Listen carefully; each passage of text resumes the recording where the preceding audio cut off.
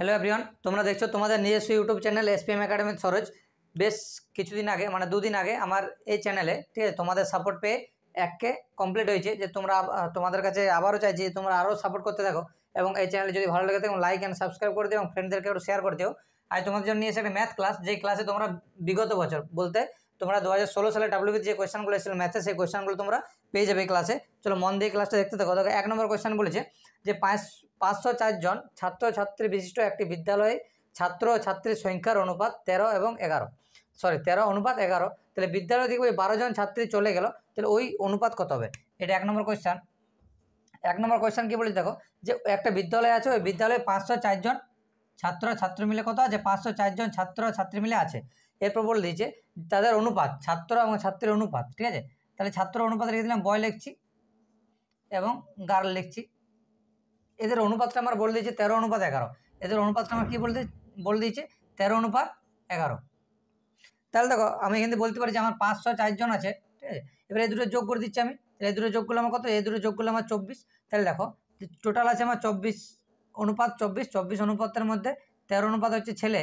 এবার তাহলে দেখে নিচ্ছি আমি 504 জনের ভিতরে কতজন আমার ছেলে আছে। তাহলে দেখো 24 দিয়ে যদি এটা কাটো, 24 2 48 আর 24 1 24, ঠিক আছে। তাহলে 13-র সাথে 21-এর গুণ করে দাও। 21 সাথে যদি 13 গুণ করো তাহলে এদিকে 210 আর 3 1 3, 3 2 6, তাহলে 3 6 আর 3 9 আর 293 জন। তাহলে কতজন আমার বালক আছে? 293 জন আমার বালক আছে।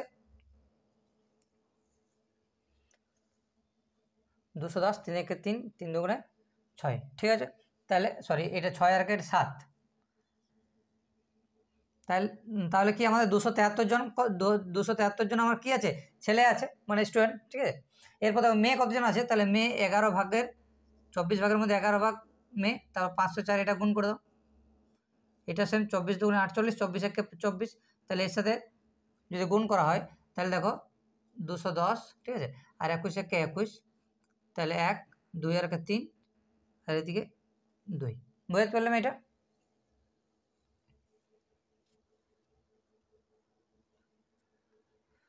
বুঝতে পারলে এটা? ঠিক আছে। আচ্ছা, অনেকে যদি কনফিউশন হয় তাহলে গুণ করে নেবে এইভাবে, 1 1 1 2 1 2, 1 1 1 2 1 2, তাহলে 2 3 1, এভাবে করে নিতে পারো। তাহলে দেখো আমাদের 273 জন ছেলে, আর তাহলে মেয়ে কতজন আছে? মেয়ে আছে আমার 231 জন। এরপর কি বলেছে যে আমাদের 12 জন ছাত্রী চলে গেলেন, মানে 12 জন ছাত্রী চলে গেল, তাহলে 12 এর থেকে বিয়োগ করে দাও।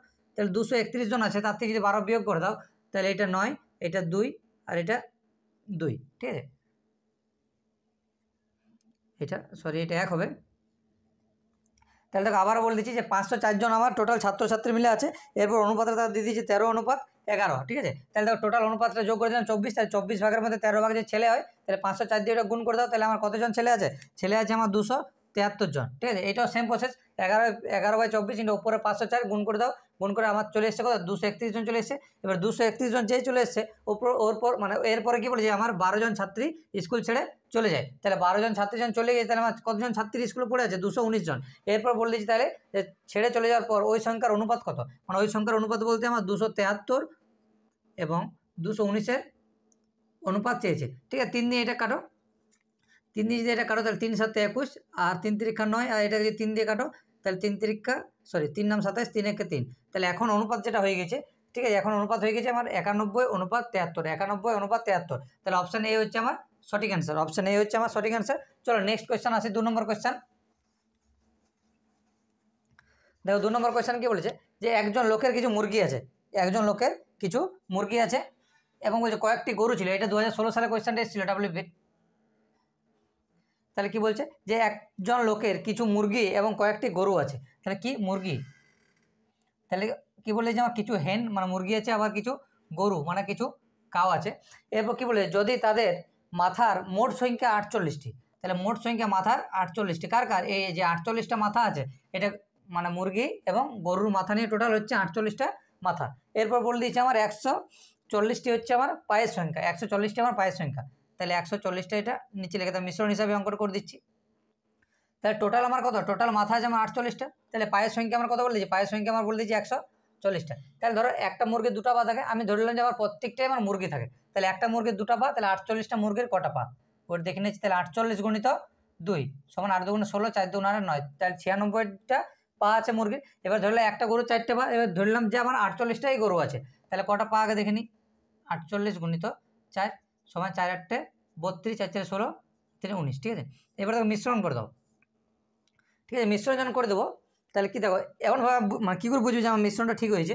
ওপরে একটা সংখ্যা এসছে আমাদের, আর এই পাশে একটা সংখ্যা 96, আর এটা 192, আর এখানে 140। তাহলে কীভাবে বুঝবে যে আমার মিশ্রণটা ঠিক আছে? ওপর দিকে দুটো পেয়েছো, মাঝে একটা পেয়েছো, মাঝের সংখ্যাটা ওপরের একটা সংখ্যার থেকে বড় হবে আর ওপরের একটা সংখ্যার থেকে ছোট হবে। তাহলে দেখো 140 192 থেকে ছোট, আবার 140 96 থেকে বড়। তাহলে আমি জানবো, আমি যে মানে জানতে পারি কি যে আমার এইটা মিশ্রণটা আমি প্রসেসটা ঠিক করেছি, ঠিক আছে। কীভাবে বুঝতে পারো আবারও বলে দিচ্ছি, যে মাঝের সংখ্যা যেটা আছে সেটা এর থেকে মানে যে কোনো একটা থেকে বড় হবে, আবার যে কোনো একটা থেকে ছোট হবে। তাহলে দেখো 140টা 192 থেকে ছোট, আর 140টা 96 থেকে বড়। এবার এই দুটোই বিয়োগ করে দাও, ঠিক আছে। এই দুটো বিয়োগ করে দাও, তাহলে 192 থেকে 140 বিয়োগ করে দাও, তাহলে 2 আর এটা 5। তাহলে আমার তাহলে আমাদের যে মুরগির সংখ্যা কটা আমার 52টা। এবার এধার সেম এই জিনিসটা এখান থেকেও বিয়োগ করে দাও, তাহলে এটা 96টা বিয়োগ করে দাও। 9 কত 14, 5 14, এটা 4 14, ঠিক আছে। তাহলে এখন যেটা এসে গেছে, বলছে কতগুলো আমার মুরগি ছিল, তাহলে একটা জিনিস দেখতে পাচ্ছ যে আমার এইটা কাটাকুটি যাচ্ছে আরও 2 দিয়ে, ঠিক আছে। তাহলে 2 দুগুণে 4, 26 দুগুণে 52, আর 22 দুগুণে 44, 4 একটা 32, 4 4 16, 3 19, 8 দুগুণে 16, 4 দুগুণে 8 9, ঠিক আছে। ঠিক আছে। 52, 4 14 26, আর 22টা 13 আর 11। তাহলে দেখো আমার বলতে চাইছে যে আমার এখানে 26টা মুরগির অনুপাত যেটা আছে, মুরগির আবার এটা 2 দিয়ে কাটা যাচ্ছে, তাহলে 2 দিয়ে কাটলে এটা 13 2 26, এটা 2 দিয়ে কাটলে 11। তাহলে এদের অনুপাতটা হয়ে গেছে যেমন 13:11, ঠিক আছে। তাহলে মুরগির অনুপাত এখন হয়ে গেছে আমার 13, আবার মানে যে পায়ের অনুপাত, মুরগির পায়ের অনুপাত 13, আবার গরুর পায়ের অনুপাত 11, ঠিক আছে। এরপর যেটা বলেছে যে টোটাল এটাও সেম যোগ করছে, সে দেখো কত আছে, এটা যোগ করলে আমার 24 এসছে। তাহলে 24 ভাগের মধ্যে আমার 13 ভাগ হচ্ছে মুরগির পায়ের সংখ্যা। টোটাল আমার কটা মুরগি ছিল? 48টা, ঠিক আছে। এটা কাটো, তাহলে 24 2 48, 13 2 26। তাহলে মুরগি কটা আছে? আমার প্রশ্ন কি যে কতগুলো মুরগি আছে, তাহলে প্রথমটা মুরগি, তাহলে আমার 26টা মুরগি আছে। আচ্ছা, আমাকে যদি বার করতে বলতে কতগুলো আমার গরু আছে, সেম একই প্রসেস। তাহলে আমার গরু 11টা, 11 অনুপাত এসছে কত অনুপাত থেকে? 24 অনুপাত থেকে। এবার টোটাল গরুর সংখ্যা মানে কটা টোটাল মাথার সংখ্যা ছিল? 48টা। তাহলে 24 দিয়ে কাটো, 24 2 48, তাহলে 11 দুগুণে 22। তাহলে 22টি কি ছিল? আমার 22টি গরু ছিল। মিলে নিতে পারো, ঠিক আছে। দেখো 22টা যদি গরু থাকে, তাহলে 4 হিসাব করো, ঠিক আছে। পায়ের সংখ্যা বলেছিল আমার, টোটাল পায়ের সংখ্যা কত বলেছিল? 140টা। তাহলে 22টা দিকে দেখো 4, তাহলে 88টা আমার গরুর পায়ের সংখ্যা হবে। আর মুরগির সংখ্যা কত চলে এসেছে আমার? 26টা। 26 দুগুণে 52, এদের যোগ করে 8 2 10, 8 13 14, ঠিক আছে। তাহলে আমার 140টা আমার পায়ের সংখ্যা ছিল, এটা অবশ্যই আমার ঠিক, ঠিক আছে। আবার বলে দিচ্ছি যে মুরগি এবং গরু বলেছিল, ঠিক আছে। তাই আমি ধরলাম যে টোটাল 140টা আমার, ধরে না মানে অঙ্কে দেওয়া আছে 140টা আমার পায়ের সংখ্যা আছে। এবার ধরলাম যে 48টা আমার মুরগি আছে। তাহলে 48টা যদি মুরগি থাকে, তাহলে আমার মুরগির পায়ের সংখ্যা হচ্ছে 96টা। আবার ধরলাম যে 48টি আমার গরু থাকে, ঠিক আছে। তাহলে তাদের পায়ের সংখ্যা আছে 192টা। তাহলে এরপর মিশ্রণ করলাম, কাটাকুটি করলাম, ঠিক আছে। তাহলে অনুপাত চলে আসে 13:11। তাহলে পায়ের সংখ্যার অনুপাত 13:11। তাহলে 24 ভাগের মধ্যে 13 ভাগ হচ্ছে আমার পা। তাহলে কতগুলো মুরগি আমি দেখেছি? 13/24 ইন্টু উপর 48, আর গরুটা সেম অমনি করে দিয়েছি একটা, ঠিক আছে।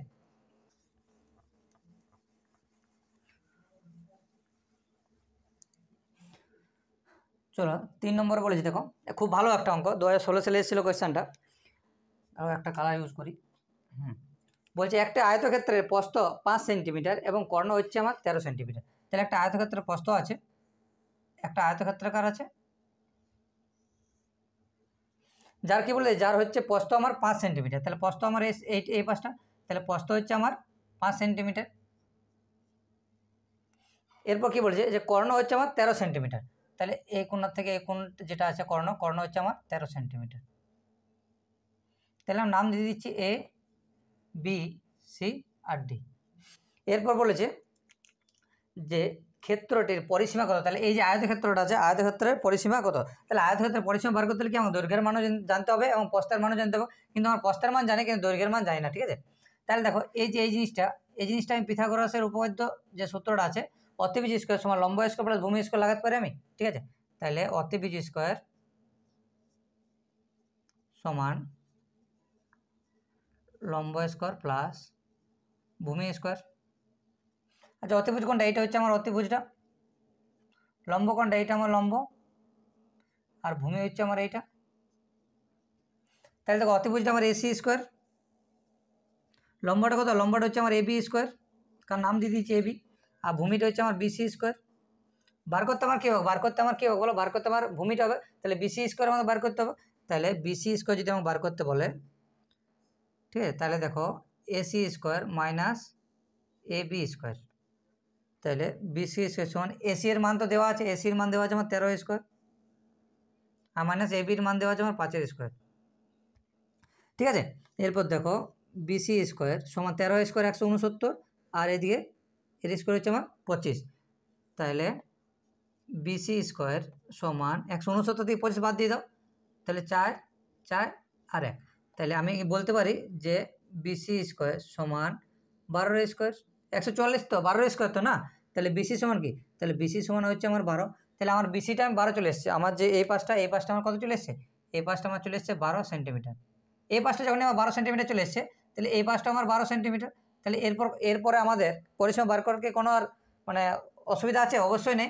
ঠিক আছে, দেখো পরিসীমা মানে কি? পরিসীমা মানে একটা আয়তক্ষেত্রে জমি আছে, তার 4 পাশটা আমি বেড়া দিতে চাই। ঠিক আছে, মানে যদি যোগ করে দাও তাও হয়ে যাবে। তাহলে 12 12 24 আর 5 5 10, ঠিক আছে, 24 আর 10 34, এইটা হবে 12 প্লাস 12 প্লাস 5 প্লাস 5 সমান 34। এটাও করতে পারো, আবার সূত্র বসিয়ে করতে পারো যে আয়তক্ষেত্রের পরিসীমা সূত্র কি? 2 ইন্টু দৈর্ঘ্যযুক্ত প্রস্থ। তাহলে আয়তক্ষেত্রের যে সূত্রটা আছে আমার 2 ইন্টু দৈর্ঘ্যযুক্ত প্রস্থ, দৈর্ঘ্য প্লাস প্রস্থ।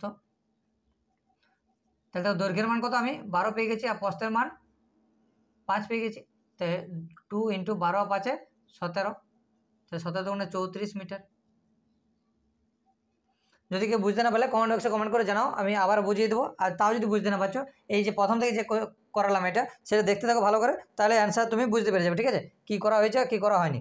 অঙ্কটা একদম সহজ অঙ্ক। দেখো তারপর যে কোয়েশ্চেনটা আছে, বলছে দুটি সংখ্যার যোগফল 45। কি বলেছে আমার? দুটা সংখ্যার যোগফল 45। আগে এইটুকুটা পড়ো। তাহলে দুটা সংখ্যার যোগফল বলে দিয়েছে আমার 45। এবার বলছে সংখ্যা দুটির বিয়োগফল তাদের যোগফলের 1/9 অংশ। তাহলে সংখ্যা দুটির বিয়োগফল কি বলেছে? তাদের যোগফলের 1/9 অংশ। তাদের যোগফল মানে কি? এই যে 45-এর 1/9 অংশ। তাহলে 9 দিয়ে এটা কাটো, 5 9 45। তাহলে এ মাইনাস বি সমান কত? 5 চলে এসছে। এ মাইনাস বি সমান কত? 5 চলে এসছে। তাহলে ব্যাস অঙ্কটা আমার হয়ে গেছে এখানে। তাহলে দেখো এ বি এর মানও পেয়ে গেছি, এ প্লাস বি এর মান পেয়ে গেছি, এবং এ মাইনাস বি এর মান পেয়ে গেছি। তাহলে এ আর বি এর মান যদি বার করতে হয়, তাহলে কীভাবে বার করবে? না সংখ্যা দুটো যোগ করে দেবে আগে। এই সংখ্যাটা যোগ করে 2 দিয়ে ভাগ। তাহলে 45 প্লাস 5/2 সমান 50/2। তাহলে এখানে 25। এবার বড় সংখ্যার থেকে 25 বিয়োগ করে দাও। তাহলে বড় সংখ্যা কি? 45। তাহলে 45 থেকে 25 আমরা যদি বিয়োগ করি, ঠিক আছে, তাহলে 20 চলে এসছে। তাহলে দেখো একটা সংখ্যা হচ্ছে আমার 25, আর একটা সংখ্যা হচ্ছে আমার 20। এরপর দেখো কী বলেছে আমার, যে সংখ্যা দুটির লসাগু কত? সংখ্যা দুটির লসাগু কত? তাহলে দেখো 25 আর 20 লসাগু কত? 25 আর 20 লসাগু 100 হয়। 25 আর 20 লসাগু কত? 25 আর 20 লসাগু হচ্ছে আমার 100। বেশ অ্যান্সার মিলে গেছে। ঠিক আছে, বুঝতে যদি না পারলে আবার বলে দিচ্ছি। আমার প্রথম বলেছি সংখ্যা দুটোর যোগফল 45 লিখেছি। সংখ্যা দুটির যোগফল মানে যে কোনো দুটো সংখ্যা যোগ করলে আমার 45 আসে। তাহলে সংখ্যা দুটি ধরলাম যে একটা এক সংখ্যা হচ্ছে এ আর একটা সংখ্যা হচ্ছে বি। তাহলে ওই জন্য এ প্লাস বি সমান আমি কী লিখেছি? এ প্লাস বি সমান আমি 45 লিখেছি। এরপর বলে দিয়েছে যে সংখ্যা দুটির বিয়োগফল কী বলেছে? যে ওই সংখ্যাটির 1/9 অংশ। তাহলে ওই সংখ্যার মানে যোগফলের 1/9 অংশ। তাহলে 45 গুণিত 1/9, তাহলে বিয়োগফলটা আমার কত চলে এসছে? 5। তাহলে ওই দুটো সংখ্যার যোগফল 45 আর ওই দুটো সংখ্যার বিয়োগফল 5। তাহলে সংখ্যা দুটো কী? আচ্ছা, যদি যোগফল দেওয়া থাকে আবার বিয়োগফল দেওয়া থাকে, সংখ্যা দুটো যদি বার করতে বলে, তাহলে কী করবে? এই দুটো সংখ্যা যোগ করে দেবে, 45 আর 5 যোগ করে দেবে। যোগ করার পর যেটা আসবে সেটা বড় সংখ্যার থেকে বিয়োগ করতে হবে। তাহলে দেখো আমাদের 25 এসেছিল কাটাকুটি করে। তাহলে 25কে বড় সংখ্যা থেকে বিয়োগ মানে 45 থেকে বিয়োগ করতে হবে, তাহলে 20 চলে এসেছে। তাহলে একটা সংখ্যা কত? একটা সংখ্যা হচ্ছে আমার 25, ঠিক আছে, আর আরেকটা সংখ্যা হচ্ছে আমার 20। এই দুটো যোগ করো 45, আর এই দুটো যোগ করো 5 চলে আসবে। এবার বলছে এই দুটো সংখ্যার লসাগু কত? এই দুটো সংখ্যার লসাগু হচ্ছে আমার 100। বুঝতে পারলাম এটা? কোনো অসুবিধা আছে? চলো নেক্সট কোয়েশ্চেন দেখো। ধরো জাস্ট একটু। এরপর দেখো 5 নম্বর কোয়েশ্চেন কি বলেছে? 5 নম্বর কোয়েশ্চেন বলেছে যে 630টি জিনিস, কটা জিনিস আছে? 630টা জিনিস আছে। 630টা জিনিস এক্স ওয়াই এবং জেডের মধ্যে এমনভাবে ভাগ করে দেওয়া হলো যে তারপরে বলছে 630টা জিনিস এক্স আর ওয়াই আর জেডের মধ্যে এমনভাবে ভাগ করে দেওয়া হলো। এরপর কি বলছে যে এক্স ওয়াইয়ের থেকে 3 গুণ এবং ওয়াই জেডের থেকে 5 গুণ বেশি পায়। কি বলছে প্রথমে যে এক্স ওয়াইয়ের থেকে 3 গুণ বেশি পায় এবং ওয়াই জেডের থেকে 5 গুণ বেশি পায়। তাহলে ওয়াই বলছে দেখো জেডের থেকে 5 গুণ বেশি পায়, তাহলে আমি জেড ধরলাম, জেড ক টাকা পাই, জেড ধরলাম পি টাকা পাই। তাও কি বলছে ওয়াই পাই জেডের থেকে 5 গুণ বেশি, তাহলে এটা 5 গুণ মানে 5p টাকা পাই। এরপর কি বলছে এক্স ওয়াইয়ের থেকে 3 গুণ বেশি পাই, তাহলে এক্স হচ্ছে ওয়াইয়ের থেকে 3 গুণ, তাহলে 5p এর 3 গুণ মানে 15p পাই। বুঝতে পারলাম? আবার বলে দিচ্ছি, ওয়াই বলছে জেড এর 5 গুণ, তাহলে ধরে নিলাম জেড আমার পি টাকা পাই, তাহলে ওয়াই পাই 5p টাকা। তাহলে এক্স বলেছে আমার ওয়াইয়ের 3 গুণ, তাহলে 5p এর 3 গুণ মানে 15p টাকা পাই। এরপর কি বলেছে, আচ্ছা এরপর বলছি এই দুটো মানে 630টাকে 3 জনের মধ্যে ভাগ করে দিই, তা আমি জানি এক্স কত পাই, ওয়াই কত পাই, পি কত পাই। তাহলে দেখো এক্স পাই আমার 15p প্লাস ওয়াই পাই আমার 5p আর জেড পাই আমার পি সমানে 630টাকা। এই 630টাকে তো ওদের মধ্যে ভাগ করে দিয়েছিল না, তাহলে 15 আর 5 20, 20 আর 1 21, 21p সমানে আমার 630 টাকা। তাহলে পি সমান কত, তাহলে 630/21, তাহলে পি সমান 3 1 কে 3, 3 2 6, তাহলে পি সমান 30 টাকা। তাহলে পি এর মানগুলো আমি পেয়ে গেলাম, পি এর মান হচ্ছে আমার 30 টাকা। মানে এক কথায় তাহলে জেড কত পেয়েছিল, জেড পেয়েছিল 30 টাকা, আর ওয়াই কত পেয়েছিল, ওয়াই পেয়েছিল আমার 150 টাকা, আর এক্স কত পেয়েছিল এর 3 গুণ মানে 15, তাহলে এই পেয়েছিল কত, ওয়াই এক্স পেয়েছিল আমার 450 টাকা।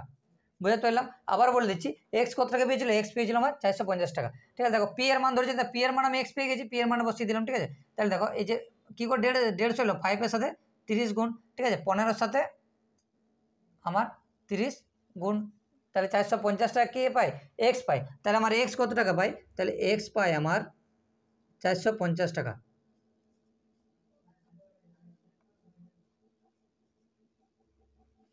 বুঝতে পারলাম এই অঙ্কটা? এর থেকেও আর একটা ভালো অঙ্ক, 6 নম্বর কোয়েশ্চেন, যেটা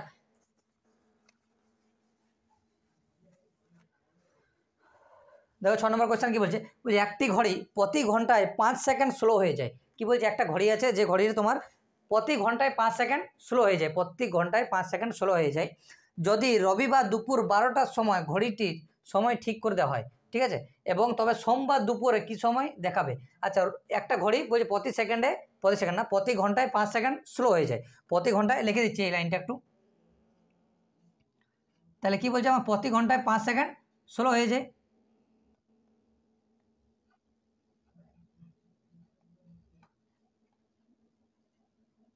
প্রতি ঘন্টায় 5 সেকেন্ড স্লো হয়ে যায়। বলছে রবিবার দুপুর 12টার সময়, রবিবার ঠিক দুপুর 12টার সময় ঘড়িটা টাইম ঠিক করে দেওয়া হয়, তাহলে রবিবার দুপুর 12টার সময় ঘড়িটার টাইম ঠিক করে দেওয়া হয়। তাহলে বলছে সোমবার দুপুরে মানে 12টার সময় যখন 12টা বাজবে ঘড়িতে আসল, তখন বলছে কত সেকেন্ড, ঠিক আছে, কত সেকেন্ড, মানে কত সেকেন্ড না, বলছে কত স্লো থাকবে, ঠিক আছে, মানে কটা বাজবে বলেছে। তো সোমবার দুপুরে কী সময় দেখাবে, তাহলে সোমবার দুপুর মানে ওই 12টার সময়। তাহলে দেখো রবিবার দুপুর মানে রবিবার সকাল 12টার সময় থেকে সোমবার 12টার সময় চেয়েছে, মানে কি 24 ঘন্টা দূরত্ব। তাহলে 1 ঘন্টা যদি 5 সেকেন্ড স্লো হয়, 1 ঘন্টায় 5 সেকেন্ড যদি স্লো হয়, তাহলে 24 ঘন্টায় ক সেকেন্ড স্লো হবে, অবশ্যই গুণ করতে পারবো। তাহলে এটা 5 সেকেন্ড বলেছিলাম, ঠিক আছে, তাহলে 1 ঘন্টায় কত, 1 ঘন্টায় 5 সেকেন্ড স্লো হয়ে যায়, 24 ঘন্টায় 4 5 20, 5 2 10, 100, 5 2 10 আর 2 12, তাহলে 120 সেকেন্ড স্লো হয়ে যায়। তাহলে 24 ঘন্টা কত, 24 ঘন্টায় আমার 120 সেকেন্ড স্লো হয়ে যায়। তাহলে 120 সেকেন্ড মানে কি, 120 সেকেন্ড মানে আমি 2 মিনিট জানি, তাহলে 120 সেকেন্ড সমান আমার 2 মিনিট, 120 সেকেন্ড সমান আমার 2 মিনিট, 1 মিনিটে 60 সেকেন্ড, তাহলে 120 মিনিটে সরি 1 মিনিটে 60 সেকেন্ড, তাহলে 120 সেকেন্ডে 2 মিনিট। তাহলে দেখো যখন সোমবার 12টা বাজবে তখন নিশ্চয়ই আমার 2 মিনিট স্লো দেখাবে, 2 মিনিট সময়টা আমার কম দেখাবে, মানে তাহলে বাজবে কত, সোমবার 12টার সময়, তখন ঘড়িতে দেখাবে আমার 11:58 AM, 11:58 AM বাজবে। আবার বলে দিচ্ছি, আমাকে বলে দিচ্ছি একটা ঘড়ি কি প্রতি সেকেন্ডে একটি ঘড়ি প্রতি ঘন্টায় 5 সেকেন্ড স্লো হয়ে যায়। তাহলে রবিবার দুপুর 12টার সময়, রবিবার ঠিক দুপুর 12টার সময় ঘড়িটা টাইম ঠিক করে দেওয়া হয়। তাহলে বলছে সোমবার দুপুর 12টার সময় টাইমটা কি দেখাবে, ঠিক আছে। তাহলে দেখো 1 ঘন্টায় 5 সেকেন্ড 16 হয়, তাহলে রবিবার দুপুর 12টা থেকে সোমবার দুপুর 12টা অবধি টাইম কতটা, টাইম হচ্ছে আমার 24 ঘন্টা টাইম। তাহলে 1 ঘন্টা যদি 5 সেকেন্ড 16 হয়, তাহলে 24 ঘন্টায় কত সেকেন্ড 16 হবে, 120 সেকেন্ড 16 হবে। 120 সেকেন্ড মানে কি 2 মিনিট, 1 মিনিটে 60 সেকেন্ড, 2 মিনিটে 120 সেকেন্ড। তাহলে বলতে কত মিনিট আমার টাইম কম দেখাবে না, 2 মিনিট টাইম আমার কম দেখাবে। তাহলে সোমবার যখন দুপুর 12টার সময় টাইমটা দেখবো তখন 2 মিনিট কম দেখতে পাবো। 2 মিনিট কম দেখা মানে কি 11:58 আমি টাইম দেখতে পাচ্ছি ঘড়িতে, ঠিক আছে। তাহলে দেখো 7 নম্বর কোয়েশ্চেন আজকে,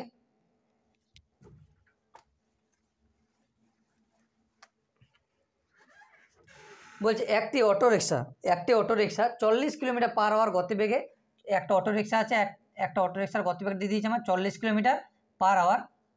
এরপর বলেছে যে 2 ঘন্টা 30 মিনিট চলেছে, বলছে একটা অটোরিকশা 40 কিলোমিটার পার আওয়ার গতিবেগে 2 ঘন্টা 30 মিনিট চলেছে। যদি সে গন্তব্যস্থলে আরও 1 ঘন্টা পরে পৌঁছায় তবে অটোরিকশাটি মোট দূরত্ব অতিক্রম করেছে কত। আচ্ছা বলে দিচ্ছি, বলছে একটা অটোরিকশার গতিবেগ দিয়ে দিয়েছে আমার 40 কিলোমিটার পার আওয়ার, মানে একটা অটোরিকশা 40 কিলোমিটার পার আওয়ার গতিবেগে যায়, কিন্তু বলছে 2 ঘন্টা 30 মিনিট গেছে, 2 ঘন্টা 30 মিনিট যাওয়ার পরও ও 1 ঘন্টা আবার লেট, মানে 2 ঘন্টা 30 মিনিট চলেছে। তাহলে 40 কিলোমিটার পার আওয়ার গতিবেগে 2 ঘন্টা 30 মিনিট চলার পরও সে গন্তব্যস্থলে আরও 1 ঘন্টা পর পৌঁছায়। তাহলে দেখো 2 ঘন্টা 30 মিনিট চলার পর আরও 1 ঘন্টা পর পৌঁছায়, মানে তাহলে চলেছে কত, তাহলে আরও 1 ঘন্টা যদি যোগ করে দাও তাহলে 3 ঘন্টা 30 মিনিট চলেছে। তাহলে অটোরিকশার কত চলেছে, অটোরিকশাটা চলেছে আমার 3 ঘন্টা 30 মিনিট। তাহলে বলছো মোট অটোরিকশাটার দূরত্ব কত, ঠিক আছে। তাহলে দেখো এই যে কিলোমিটার পার আওয়ার, তাহলে 1 ঘন্টা কত চলেছে, 1 ঘন্টা চলেছে আমার 40 কিলোমিটার, তাহলে আমার 3 ঘন্টা 30 মিনিট চলেছিল আমার অটোরিকশাটা। তাহলে 1 ঘন্টা যে 40 কিলোমিটার যায়, তাহলে 3 ঘন্টায় চলবে কত, 3 ঘন্টায় চলবে 3 দিয়ে গুণ করে দাও, তাহলে 3 ঘন্টা চলবে 120 কিলোমিটার। আচ্ছা আবার 30 মিনিট, মানে দেখো 1 ঘন্টায় যদি 40 মিনিট 40 কিলোমিটার যায়, 1 ঘন্টা মানে কি 60 মিনিট, তাহলে 60 মিনিটে যদি 40 কিলোমিটার যায় তাহলে 30 মিনিট কত যাবে, 20 কিলোমিটার যাবে। তাহলে আবার 20টা যোগ করে দাও, এই যে 120টা এসছে এটা আমার 3 ঘন্টার এসেছিলো, এটা এসেছিলো আমার 3 ঘন্টা, ঠিক আছে। আর যে 20 কিলোমিটার যেটা আসছে, ঠিক আছে, এই 20 কিলোমিটার আমার 30 মিনিটে 30 মিনিটের জন্য 20 কিলোমিটার যোগ করলাম, ঠিক আছে। তাহলে যোগ করে দাও, তাহলে 140 কিলোমিটার।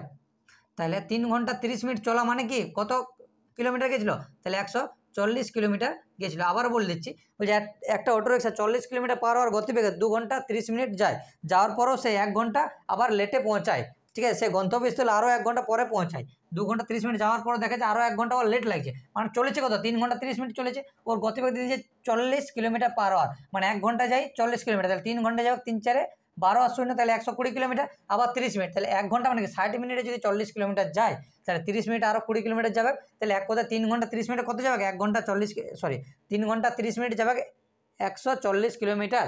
তাহলে 3 ঘন্টা 30 মিনিট কত যাবে, মোট দূরত্ব কত অতিক্রম করবে, 1 ঘন্টা বলছে, আবার সে বারবার 1 ঘন্টা 140 কিলোমিটার, ঠিক আছে। চলো নেক্সট কোয়েশ্চেন,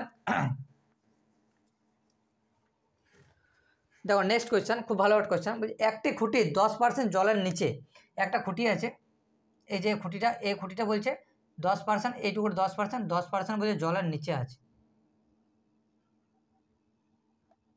জলের নিচে 10% আছে, এবং বলছে অবশিষ্ট 18 মিটার জলের উপরে আছে, অবশিষ্ট 18 মিটার কোথায় আছে, জলের উপরে আছে। তাহলে এই যে এইটুকুটা আমার 18 মিটার, এই 18 মিটারটা আমার কোথায় দিয়ে দিয়েছে, জলের উপরে আছে, ঠিক আছে। তাহলে বলছে যে খুঁটিটির দৈর্ঘ্য হলো কত, খুঁটিটির দৈর্ঘ্য হলো কত। তাহলে দেখো আমরা জানি কি যে দেখো 10 মিটার যদি একটা খুঁটি সবসময় আমরা যা ধরি 100% হিসাবে ধরি, তাহলে দেখো জলের নিচে যদি 10% থাকে তাহলে জলের উপরে কতটুকু আছে, জলের উপর আছে আমার 90%, জলের উপর আমার কত আছে 90%। তাহলে দেখো 90%, ঠিক আছে, 90%, মান আমার 18 মিটার দিয়ে দিয়েছে। কী বলে দিয়েছে আমার 90% সমানে 18 মিটার, ঠিক আছে। 90% মানে কি 18 মিটার, তাহলে 1% সমান কত, তাহলে 18/5। আবার দেখো পুরো খুঁটিটা বলে দিয়েছে, পুরো খুঁটিটার মাপ কত, পুরো খুঁটিটার মাপ ওইদিকে 90%, আবার এদিকে 10%, তাহলে পুরো খুঁটিটার মাপ কত, পুরো খুঁটিটার মাপ হচ্ছে আমার 100%, ঠিক আছে। আবার বলে দিচ্ছি, বলছে একটা খুঁটি আছে যার জলের নিচে 10% আছে, ঠিক আছে, এবং বাকিটা 18 মিটার উপরে আছে, তাহলে একটা খুঁটি সবসময় 100% হয়, তাহলে 10% যদি জলের নিচে থাকে তাহলে বাকি 90% কত জলের উপরে থাকবে, তাহলে টোটাল খুঁটিটার মাপ কত, টোটাল খুঁটিটার মাপ হচ্ছে আমার 100%। তাহলে দেখো 90% মানে দিয়ে দিয়েছে আমার এইটুকুটা 90%, এখান থেকে এইটুকু, আবার এইটুকুটা বলে দিচ্ছে 18 মিটার, তাহলে 90% সমান আমার 18 মিটার, তাহলে 1% সমান কত, আর টোটাল খুঁটিটা কত 100%, তাহলে 100% সমান কত, তাহলে 18/90 হবে, ইন্টু ওপরে 100, তাহলে 5×18 = 90 আর 5×20 = 100। তাহলে কত মিটার লম্বা খুঁটিটা টোটাল? খুঁটির লম্বা হচ্ছে আমার 20 মিটার। তাহলে খুঁটিটা আমার কত মিটার লম্বা? খুঁটিটা আমার টোটাল 20 মিটার লম্বা। বুঝতে পারলাম? চলো আজকে এই পর্যন্ত, ঠিক আছে? চলো নেক্সট ক্লাসে আর তোমার সাথে দেখা হবে।